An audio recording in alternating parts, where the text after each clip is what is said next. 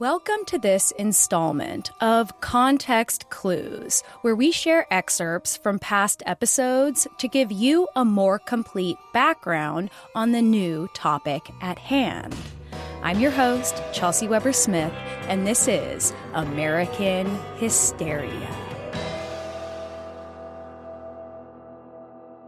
Hello, my queens. I'm excited to announce our upcoming series on early drag queens, those who are often called female impersonators.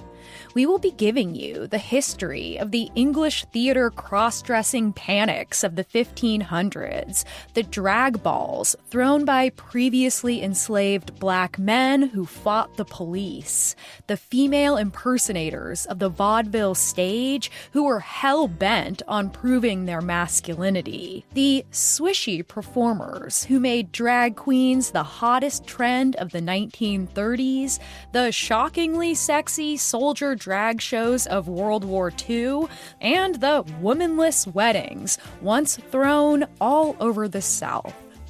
We'll also look at a moment in time in the 1970s when the movements for women's rights, gay rights, and transgender rights changed everything the nation believed about the archetype of the female impersonator, of the drag queen, transforming this institution into the fantastically queer staple we know today.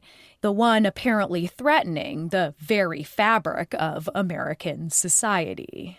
You see, before our modern era, these performances required serious safeguards in order to prevent a moral panic from forming.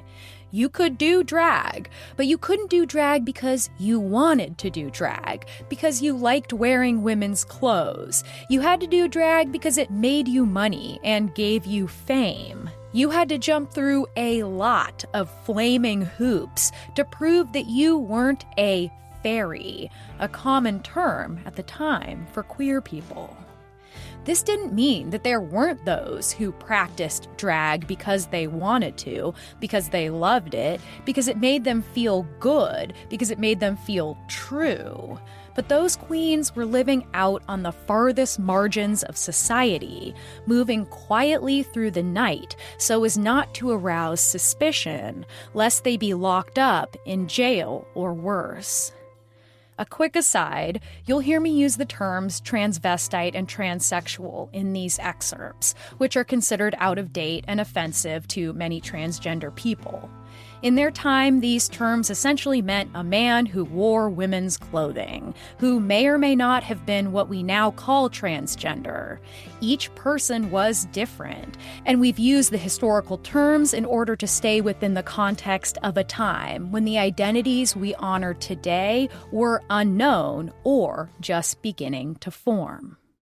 In America, we take for granted that the signifiers of gender have always been the way they are now. But in fact, up until World War II, when the landscape of American culture changed drastically, clothing for boys and girls was not at all what we know today. What's important to take away from this next section from our episode called Gender Reveal Parties is the ongoing anxiety that exists around categorizing gender and how all of it changes based on the political and cultural landscape of the time. But no matter what the time, whether we go back 3,500 years or look at the modern day, humans have always done what we can to try to divine the sex of our children before they even arrive. Because despite what we now know about the fluidity of gender, the way the world sees you as either a boy or a girl, a man or a woman, will determine more about your life than most anything else. So please enjoy this excerpt from our episode, Gender Reveal Parties.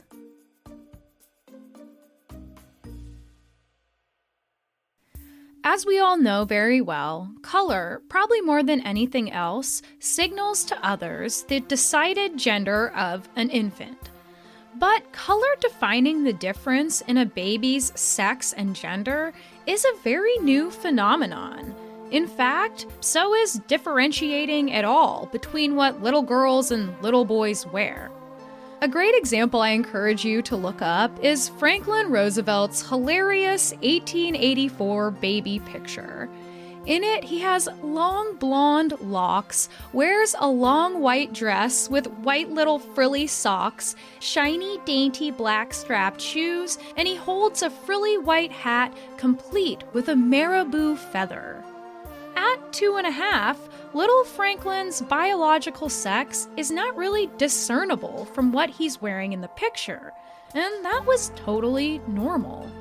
For centuries before the mid-1900s, gender-neutral clothing was the standard for infants in Anglo-Saxon culture up until the age of 6 or 7, a practicality more than anything else. White cloth diapers and white dresses were easy to bleach and easier to change.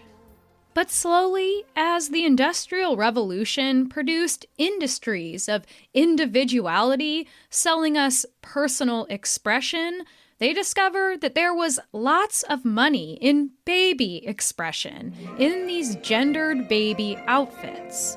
But those outfits might be a little different than you'd assume. This is well illustrated in a June 1918 article from Earnshaw's Infants Department that read, "The generally accepted rule is pink for the boys and blue for the girls. The reason is that pink, being a more decided and stronger color, is more suitable for the boy, while blue, which is more delicate and dainty, is prettier for the girl." Color was also used more as a complement to eye and hair color. Pink for brunettes, blue for blondes, blue for blue eyes, pink for brown eyes. The culture waffled between these colors, pink and blue, and what they meant, and obviously it could have easily gone the other way.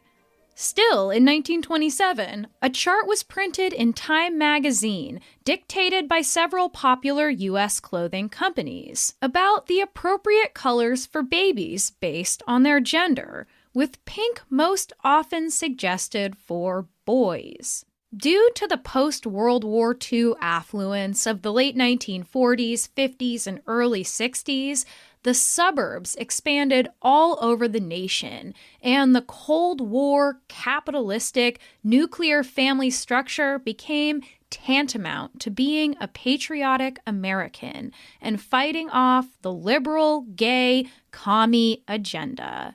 The specter of homosexuality and gender confusion was also suddenly thrust into public consciousness with the 1950 Red Scare that purged 425 suspected gay men and lesbians from government and teaching jobs, under the accusation that they could easily be manipulated by communist cells due to the collateral of this dark secret. Senator McCarthy said he had found 205 communists in the State Department. Among the many charges was one that the State Department had many homosexuals in its employ. Are you a member of the communist conspiracy as of this moment? As psychotherapists became obsessed with diagnosing, preventing, and curing problems with sexuality in what was then called cross-dressing or transvestism, gender signifiers became extremely important in spotting these psychological problems early and allowing parents and doctors to intervene. And so, politicians began using the same symptoms to diagnose possible gay traitors, sending investigators to scour government and educational employees for signs such as being unmarried, having a too feminine or masculine voice or mannerisms, or for wearing suspiciously queer articles of clothing. Eventually, this second Red Scare would be coined the Lavender Scare by historian David K. Johnson, in reference to the derogatory nickname given to gay men at the time by tabloids and politicians, the Lavender Lads. While all of this was going on in the background through the 50s and the first half of the 1960s, the culture began to pressure families so that little girls began dressing like their moms and boys like their father, a little baby-faced army of gender defenders. But beginning in the mid-1960s, the feminist women's libbers promoted the idea that feminine clothing was indicative of patriarchal control, and that dressing in gender-neutral clothing was an expression of power previously denied. The feminist trend caught on beyond politics, and gender-neutral baby clothes became commonplace again in American culture, with the all-powerful Sears catalog not offering any pink baby clothes for 2 whole years. Not long after, the mystical sonogram began providing huge revelations for expectant parents. Before this medical device became commonplace, no one saw their future infant, not a glimpse, except maybe that alien result of their limbs bulging against the belly from inside. It wouldn't be until the moment that baby slid into the harsh light of the world that anyone would have known their sex. And so, no one could really assume or divine what sort of life they would have ahead of them. But it was the 80s now, and the Reagan administration wanted to make America great by returning to the Christian nuclear family culture of the 1950s. Then, along with the televangelist-led moral majority, they both began pushing back hard against the feminist, queer, and black liberation gains of the previous decade. And of course, against the evil, satanic homosexuals and transvestites that were allegedly hypnotizing and molesting children into their lifestyle. And so, baby clothes got even more gendered than ever before, frantically gendered, as if they were talismans to ward off some kind of invisible evil. Onesies were patterned with teddy bears playing football, or lined with pink fringe and dotted with strawberries. Toys separated by gender, dark blue Tonka trucks and loud gray guns, and bright pink miniature kitchens, and all those searing Barbie dolls. Blue or pink disposable diapers that will live on for centuries after we have all turned to dust. Boys will be boys, girls will be girls, even when they wet their diapers. Corporate manipulation and the commodity of identity were winning again with this commodification of baby gender. And companies were making millions, billions, as they still do today. Mega party chain Party City is now selling more than 1 million gender reveal items each year. Now, 3D ultrasounds are all the rage, something that doctors tend to avoid unless there's a specific issue with the fetus. But you know who is not bound by such medical advice? Random-ass people who've made ultrasound studios, companies with names like Babyface, Peek in the Pod, and Baby on Board, who attempt to capture a smile from the fetus. Is the face turned away from the camera? No problem. Just give that mom some candy and have her walk around the room until the fetus moves into a flattering, camera-ready position. A shot that will often become their very first photo on social media, coming before they are even born. Up to 15 people can come and watch this moment in tears and celebration, and of course, each can leave with all kinds of fantastic personalized merch, including teddy bears that play the fetal heartbeat and lifelike dolls of the fetus. The ultrasound image often appears on people's baby shower invitation, or on people's cakes, or on army-like dog tags for the men. Just a bunch of modern American talismans connected to a ritual.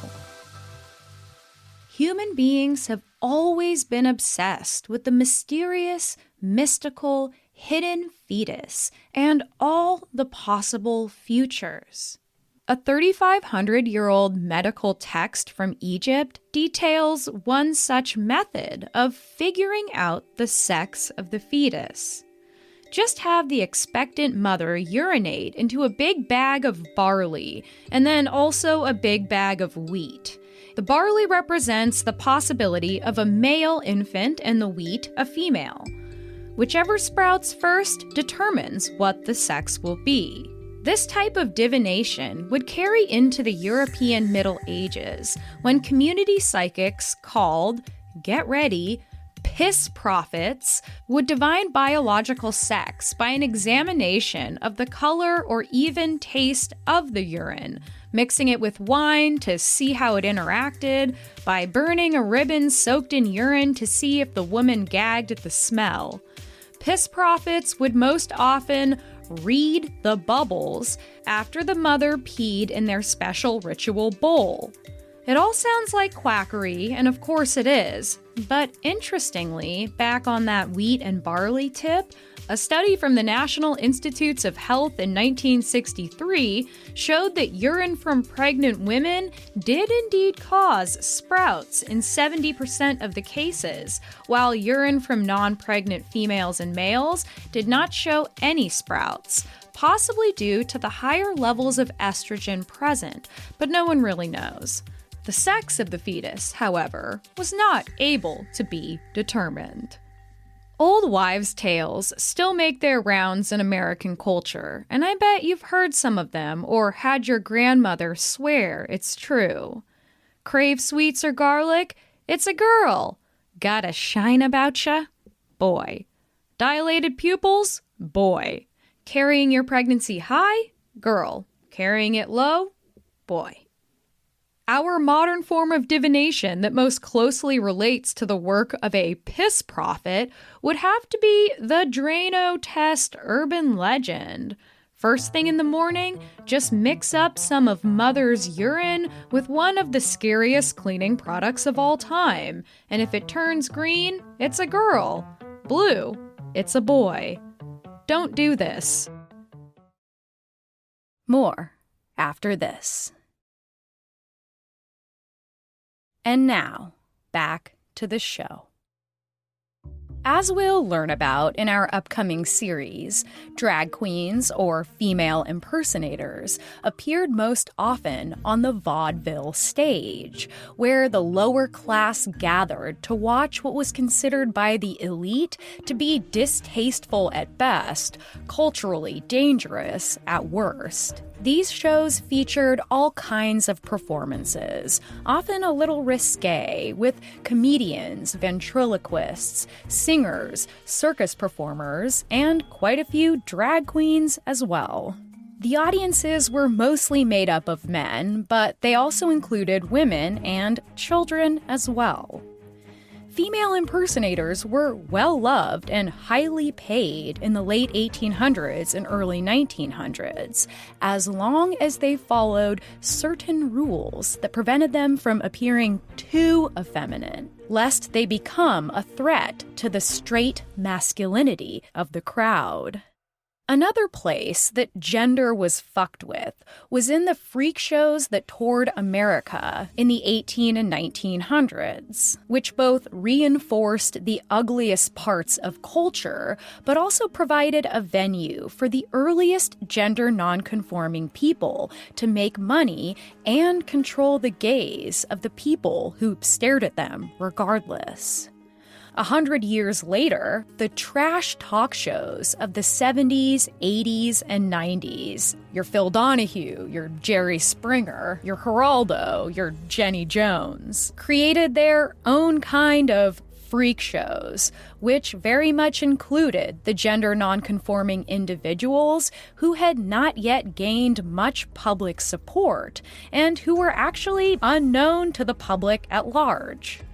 Despite the obvious exploitation happening on these programs, they were the only places providing a venue to educate the public about trans issues, and their presence on this national stage contributed to the narrative that these were low-class programs, not made for the intelligent elite. So here it is, an excerpt from our episode called Trash Talk Shows. In 1989, a group of white men and one white woman staged an hour-and-a-half roundtable discussion about tabloid talk shows featuring Phil Donahue, Morton Downey Jr., who is another host known for getting into screaming fights with his guests, Larry King, Jack Nelson of the New York Times, and other serious journalists, and several network and newspaper executives. I think we're not talking so much about what's journalism and what's not journalism as what's good taste and what's bad taste, what's good manners, what's bad manners, and I think television now is overrun with bad taste and bad manners. You wrote in one of your columns television was diseducating Americans. Yeah, it may be making us dumber. I mean, all the scholastic, if that's possible. No, I didn't mean that. That was renowned media critic Tom Shales of The Washington Post, who also had this kind of snooty, snotty thing to say in an editorial from the year before.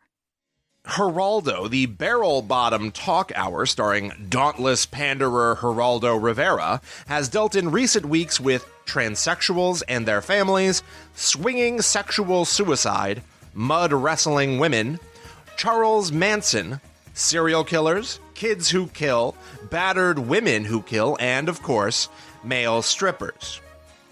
So, transgender people who have families were the first on the list of these American perversions, coming before serial killers, before Charles Manson. Shales, who would win the Pulitzer Prize for his cultural criticism that very year, followed up with this lovely, condescending statement. Donahue remains the most frequently substantive of the shows, but this week, Phil flounced around in a skirt for a peek at cross-dressing. Around the same time, Democratic Senator Joseph Lieberman and conservative activist, Secretary of Education under Reagan and enormous war on drugs fanboy William Bennett began working on what they called the Revolt of the Revolted, as they so charmingly put it. Interestingly, both men had found recent success in their pact together, pushing Time Warner to drop all gangsta rap artists from their label. These hosts, like Donahue, Geraldo, and Jerry Springer, who each have their own pretty impressive history in progressive politics, often pointed out this elitism, this pearl-clutching of intellectuals, the judgments they placed that seemed based in class, that seemed based in the same prejudices that permeated America. They were just doing it with good manners and with good taste. When you look at it this way, the audiences of these talk shows skew toward working-class black and white audiences, with Jerry Springer holding the #1 spot for years. Around the same time as this roundtable discussion, critic Martin Kittman, writing for Newsweek and CNN, said, quote, "The scariest thing about the show to me is the studio audience chanting, 'Jerry, Jerry,' mostly yums, young urban males and misses as unrestrained as ever. This human zoo is a lot funnier than most new network sitcoms." It's telling to me that he would use language this specific in reference to freak shows, with human zoos usually displaying black people and other people of color as animals, as monsters, as only half human, and as profoundly unintelligent, as we cover in detail in our episode called Monsters. The freak shows that existed from the mid-1800s up through the mid-1900s are often compared to trash talk shows, and like talk shows, they were a deeply complicated and nuanced place. They could promote profoundly racist and white supremacist views through their human zoos, and of course, they also invited the masses to gawk at abnormal individuals at a hefty profit for the showman. But at the same time, it was also a venue for the previously unseen, like those with physical disabilities as well as gender nonconformists. The bearded lady is the most famous example, and hermaphrodites, in this case simply those who the audience couldn't classify as explicitly a man or a woman, were some of the most popular acts, and they were met with wonder. One such freak, going by Albert Alberta, either had a medical condition or was just an early genderqueer who knew how to woo an audience, which is a specialty of ours.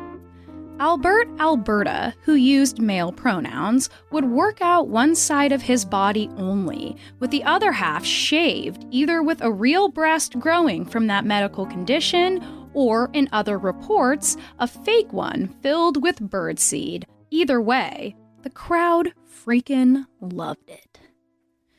When we look back at freak shows, the most common refrain is, "How sad. Look at these poor people being exploited by a showman so he can get rich off their pitiable abnormalities." But freaks were also known to pickpocket the audience, give incorrect change, and gouge them to hell for cheap souvenirs. Often, they had a good deal of control over their acts and made pretty decent money, and a handful even became rich, which was a really big deal when there weren't a lot of career opportunities for folks like this. Despite the obvious truth that vulnerable people were being exploited for profit, many of them had a lot more agency than we like to remember, and maybe they don't need so much of our pity, but maybe they need our respect.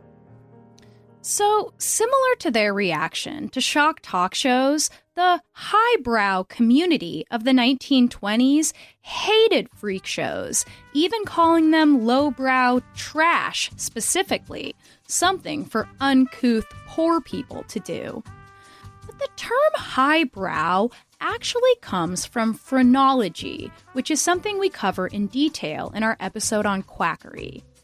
At the time, doctors actually believed that the shape of the skull determined everything about a person's personality, health, and the value of their genetic stock. The higher the brow, which they conveniently claimed was a natural feature of wealthy white people, the smarter and more worthy the person was considered. Lowbrow, then, of course, meant the opposite, and usually referred specifically to people of color, poor white people, people with disabilities, and gender nonconforming individuals. Phrenology helped fuel the popular eugenics movement of the time, with upper-class Americans quite charmed by the idea of creating a perfect race of smart, affluent white Americans. No trash allowed. The freaks of America wouldn't be closeted anymore, nor would they be put on vulgar display. Instead, they'd be used for medical experiments or tossed into asylums for their own good, for the good of medicine and science, or even bred out of the culture entirely. Now, whether we like it or not, minority voices are often heard first through exploitation, through lowbrow entertainment, through the lucrative nature of sensationalism that those considered deviant have always been able to provide. The more outrageous a person is, the bigger the spectacle, the more people pay attention. And during the 80s and 90s, gay and gender nonconforming activists knew exactly how to work this angle, no matter how painful it was. Activist and writer Michelangelo Signorelli recalls, quote, Our philosophy was that we don't have the luxury of saying no to these people. You're given a very tiny window. You try to push that little bubble of information through the window before you get interrupted, and do it in a way that seems entirely relaxed and calm. In some cases, activists actually haggled with producers in order to control at least some of their appearance. As told in our amazing primary source text, Freaks Talk Back by Joshua Gamson, Geraldo was doing a transgender wedding episode, and a trans woman and activist named Linda Phillips, who was married to her cisgender wife Cynthia Phillips, used the term male lesbian to try to explain their unconventional relationship to the clueless producers of the late 1980s.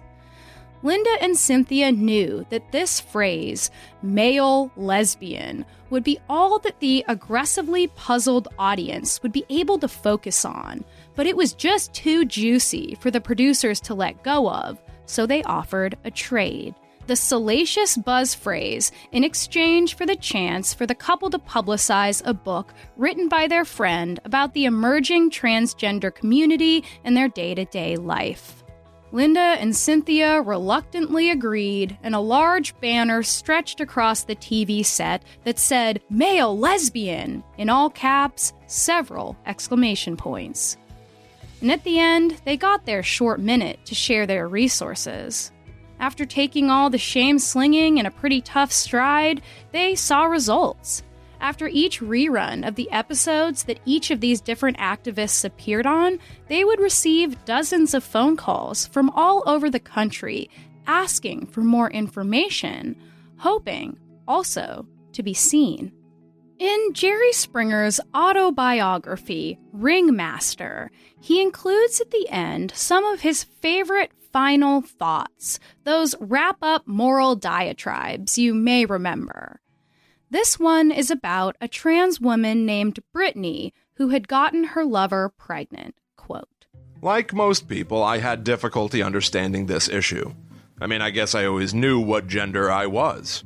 If I was ever confused, a quick look in the mirror after stepping out of the shower would remind me that, in fact, I was a man. I looked like a man, felt like a man, and was attracted to women. It's never been an issue. But there are those, of no less moral value than the rest of us, who from birth on just aren't that clear. Their genetic makeup has left them confused when it comes to gender, and their choices are simply to suppress it, deal with it, or, in the extreme, medically change it." He goes on to talk about, regrettably, the confusion her new baby will feel over living in a home where, quote, "Dad's mom, or is he?" And he says Brittany shouldn't be selfish and should stop dressing as a woman, lest it cause the child undue judgment and pain. But at the same time, what Jerry said is a pretty nuanced take for gender nonconformity for mainstream 1997. Simultaneous truths. More after this. Have you heard about our Urban Legends hotline yet? You can actually go to AmericanHysteria.com and leave us a voice message about an urban legend that you grew up with. And we might actually do an investigation into your story and make an entire episode about it. And yeah, you'll get to hear your voice on the podcast. So if you have an urban legend that you just never really got out of your head from growing up, head to AmericanHysteria.com and leave us a message on our Urban Legends hotline. We are very excited to hear the teenage tales you have to tell. And now, back to the show. Up until the 1950s, the idea that a person might want to change their gender, might be able to actually alter their body to become a gender other than the one they were born into, was a shocking revelation, and it caused anxiety among a suburbanized middle class that had gone all in on traditional family values and gender roles after the horrors of the Second World War. Soon after the first famous gender-affirming surgery made news all over the nation in the early 1950s, gender nonconforming people started to be painted as perverted, dangerous, violent, and mentally unstable by their very nature. And one of the biggest true crime stories of the century would seriously reinforce that fear by inspiring horror movies like Psycho, The Texas Chainsaw Massacre, and Silence of the Lambs. The lurid and false descriptions of the crime and criminal further cemented the idea that cross-dressing led to something extremely sinister. Please be aware, and you'll hear a second warning for this in the next excerpt, but a short section will include some really gory, truly awful stuff. If you're familiar with the story of Ed Gein, then you probably know what I'm talking about. So, here you go, an excerpt from our episode called Horror Movies Part 1.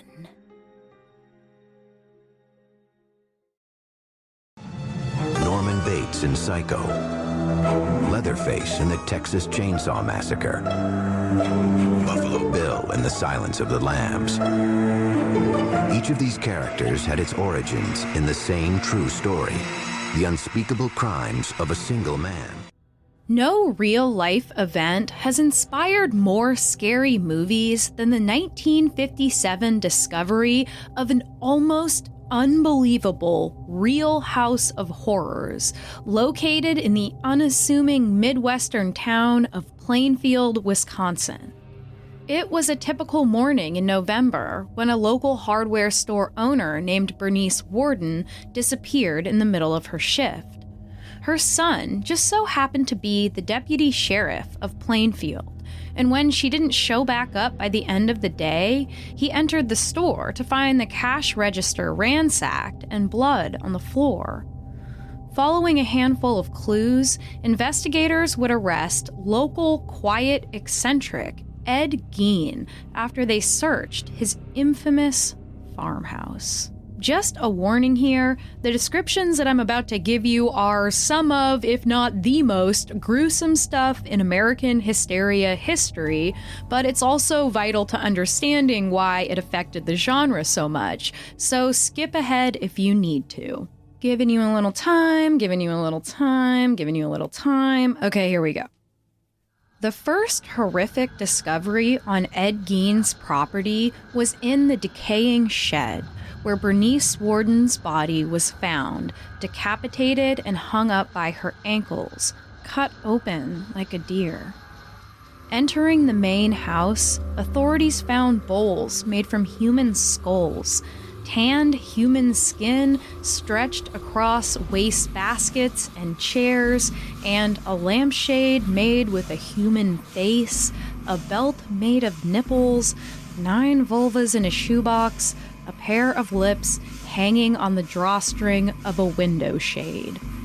Most impactfully, Gein had made a corset from a woman's torso skin, leggings from a woman's leg skin, and a collection of women's faces that could be worn as masks. Okay, it's over. You can come back. I'm sorry, everyone who listened. The subsequent investigation would reveal that Gein had murdered Bernice Worden and another woman named Mary Hogan, a local tavern owner who'd been missing for 3 years. It was discovered, however, that all the other human remains came from visits to the town's cemetery, where he would exhume newly buried corpses of middle-aged women placed near his deceased mother's grave. To understand Ed Gein like a bearded psychoanalyst might, you must, of course, understand his relationship to his mother. Ed Gein grew up with an abusive father and an extremely overbearing, hauntingly Christian mother who ran a local grocery store. When the family moved onto a remote farm 10 miles out of town, Augusta Gein made certain to derail any friendships Ed was able to make despite his odd appearance and bizarre mannerisms, which allegedly included laughing out loud at nothing. Gein and his brother were essentially confined to the farmhouse, while Augusta read the scariest Old Testament passages at them again and again, railing against the evils of sex, even within marriage, teaching them that all women were temptresses, whores, and she imagined them stalking the property line, ready to defile her pure, obedient sons. After the death of his father and his eventually disobedient brother, who a lot of people think he actually killed, it was just Ed, now in his 30s, and his ailing mother left alone on this secluded farm. And in fact, that's exactly the way they wanted it. When Augusta finally died in December of 1945, as you might imagine, the 39-year-old Ed Gein's entire reality shattered. Having no idea what to do without the center of his world to revolve around, he boarded up Augusta's bedroom and her sitting rooms, creating a perfectly preserved personal museum, an eerie contrast to the rest of the house that was decrepit, dirty, and covered in human remains. When he buried Augusta in the local cemetery, her tombstone simply read, Mother. Well, what makes these men want to wear girls' clothes? Many things, but as I've said before, it usually starts in early childhood from one cause or another. Technically, each case has the same beginning, just a different set of circumstances. Are any of them actually cured? Oh yes, many of them. In a time of rising anxieties, not just about atomic war, but about sexuality and gender, marked by a new kind of psychotherapy supremacy, this story of Ed Gein hit a major cultural nerve in a way that's influenced horror up to the present day. At the end of the 1940s, a psychologist named Alfred Kinsey's book on the spectrum of sexuality helped spark a kind of homosexual and gender-based panic. Keep in mind that at this time, gayness and gender nonconformity were very linked in a way they aren't now. At the end of the 1940s, a psychologist named Alfred Kinsey's book on the spectrum of sexuality and how everybody could be a little gay helped spark a kind of homosexual and gender-based panic as many psychotherapists began focusing on this so-called deviation and how to cure it. And thanks to Freud, we knew the source: the parents. Abusive fathers? Certainly, but overbearing mothers? Abso-friggin-lutely. So when Ed Gein's crimes shocked the nation, it wasn't just the depravity, but also the specter of his mother's traumatic, smothering, and faulty love that was to blame for both his transvestitism and his brutality. Two things that would unfortunately become linked together into the present day. All through the 1950s, Americans were getting acquainted with this thing that was called transvestitism then, and also cross-dressing. In many cases, people who we might call transgender today, but that language didn't exist back then. America had also been hearing about riots conducted by homosexuals and cross-dressers, while kids were watching educational films in school about predatory gays. During the Red Scare, Senator Joseph McCarthy would also identify and expel hundreds of homosexuals from government and teaching jobs, accusing them of being manipulated by communists. Gay bars and other places where gender nonconforming people hung out were routinely raided, using vague laws that punished those wearing the clothing of the opposite sex. Police would use this as an excuse to assault or allow street assaults on gay men, cross-dressing men, drag queens, and transgender women. But the movement was not giving up. And in 1952, papers everywhere were reporting about the first gender reassignment surgery undergone by trans woman Christine Jorgensen. A year later, an entire symposium would be held addressing what was also called transsexuality. And this completely wild educational film on transvestitism called Glenn or Glenda was showing widely, and the first transvestite was shown on a TV show called Confession, which reenacted crimes and featured on this particular episode a transvestite prostitute. Here's looking at you, SVU. Ed Gein was said to have been inspired by all this trans visibility. As usual, it was in large part because of hack true crime writers who played up the salacious angle of his transvestitism. He was never actually considered a crossdresser or a transvestite or a transsexual by psychologists who were assigned to the case. In fact, that was routinely refuted. However, Life magazine ran an 8-page spread complete with images and the headline, "House of Horror Stuns the Nation," and said that Gein, quote, "wished he were a woman." An unidentified investigator would provide inside information on Gein to the Milwaukee Journal, talking all about his Oedipus complex due to his unnatural attachment to his mother. This article said that he, quote, considered inquiring about an operation to change into a woman and even thought of trying the operation upon himself, but did nothing about such plans. But the local crime lab director, Charles Wilson, said when asked about Gein's supposed desire to be a woman, "It's news to me." There was no evidence that Gein wished to be a woman, but rather that he was attempting in some way to bring his mother back to life or sorting out his repressed sexuality and hatred of women instilled by his mother, or who the fuck knows? Regardless, what's still remembered most about Ed Gein is that suit made of women's skin. And the genre of horror would never let it go. This is Alfred Hitchcock. I insist that you do not tell your friends the little, tiny, horrifying secrets of Psycho after you see it. The point of all this, of course, is to help you enjoy Psycho more. You see, I like you and want you to be happy. What more can I say? The character of Norman Bates would be a much gentler version of Ed Gein in the 1960 landmark film Psycho.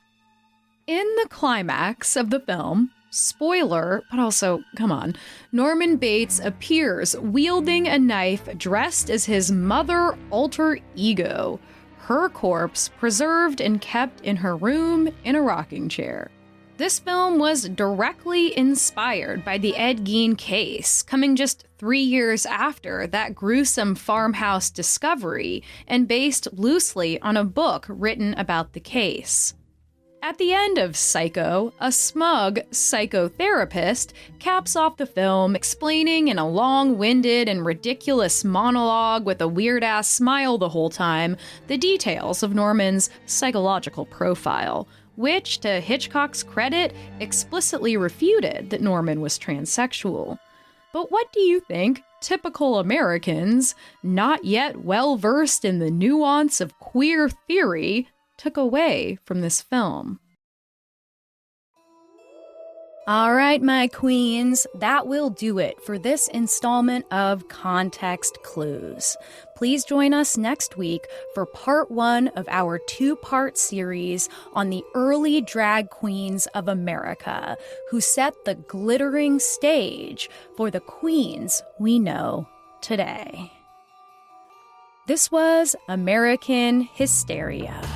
If you want to get more of our show, you can head to patreon.com/American Hysteria, where you'll get ad-free early episodes, as well as access to Hysteria Home Companion, a talk show that I do with producer Miranda, all about the stories that were cut from the episodes. We have a lot of fun, and I really encourage you to join us. That's patreon.com/American Hysteria.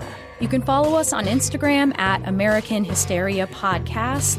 And if you become a patron, you'll get access to our close friends Instagram, where I'll provide you with updates on what's going on behind the scenes, and you can learn along with me. If you have a second, we would really appreciate it if you leave us a review on whatever app you use.